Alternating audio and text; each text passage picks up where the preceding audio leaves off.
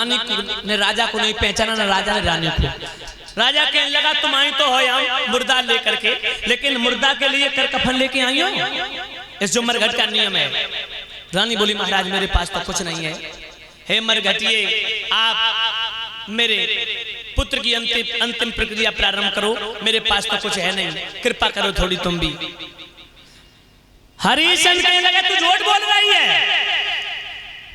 तेरे गले में मंगल सूत्र जो सूर की तरीके से दमक रहा है, ये मंगल सूत्र जो सोने का है, इसे उतार के दे दे। इस मरघट का नियम है, एक सोने का सिक्का, एक कोरा 1 मीटर कपड़ा और एक थोड़े से चावल। जब तक ये 3 चीजें नहीं मिलती तब तक मैं न मुर्दा दफनाता हूं न जलाता हूं। रानी कहने लगी जो हमारे कुल गुरु वशिष्ठ ऋषि के द्वारा ये दिया गया मंगल सूत्र जो हमारे पति के अतिरिक्त इसे कोई पहचान नहीं सकता, इसे कोई देख नहीं सकता। फिर इस डोम ने, इस मरघटिया ने कैसे देख लिया इसे? रानी को शंका हो गई भाइयों। रानी कहने लगी महाराज कहीं आप मेरे पति तो नहीं है? रानी कहने लगी महाराज आप कौन हो? राजा कहने लगे मेरे कहानी को मत पूछो, मेरे जीवन की कहानी को मत पूछो, तुम अपना काम करने दो मुझे और अपना काम तुम भी करो। रानी कहने लगी महाराज कृपा करके बताओ तो सही। राजा ने माताओं बहनों का है, मैं चक्रवर्ती सम्राट हुआ करता था एक समय, लेकिन आज वो समय हो गया जो मैं मरघट में मरघटिया का काम कर रहा हूं। रानी कहने लगी महाराज आपने मुझे पहचाना नहीं, कौन हो तुम? बोले मैं आपकी पत्नी तारावती। राजा कहने लगे तू? हाँ हाँ। यहाँ क्या करने आई तुम? ये बच्चा? बोले आपकी अमानत रोहित है। जैसी माता बहनों ले आप हटाया, मुख चेहरा को देखा राजा ने, पछाड़ खा के उल्टी पछाड़ खा के राजा गिर पड़ा, रोता रहा। रानी कहने लगी महाराज धर्म को मत भूलो, साहस से काम लो, हिम्मत से काम लो, काम बिगड़ गया वो तो बनेगा नहीं, जो हुआ है वो तो हो गया, लेकिन आप हिम्मत से काम लो। राजा बोले देवी तुमने अच्छा किया जो मुझे धर्म की बात याद दिला दी।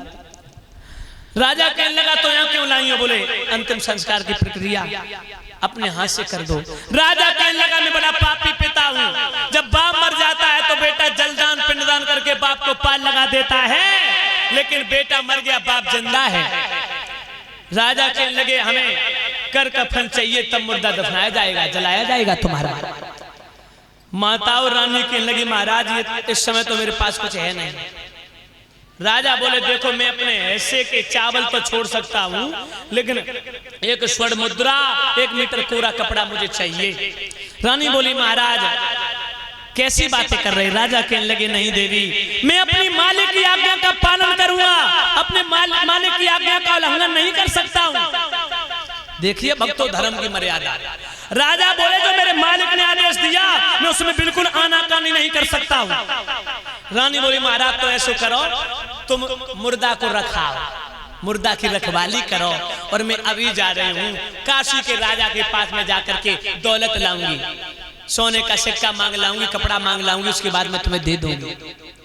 माता बहनों उसी समय रानी चली। इधर काशी का राजा जो था उसका बेटा गलियों में खेल रहा था, रानी दौड़ती हुई भागती हुई जा रही है, उस बेटा का पैर रानी के पैर में उलझ गया, माता बहनों एक दूसरे से टकरा गए, वो बच्चा जमीन पर गिर गया, खत्म हो गया।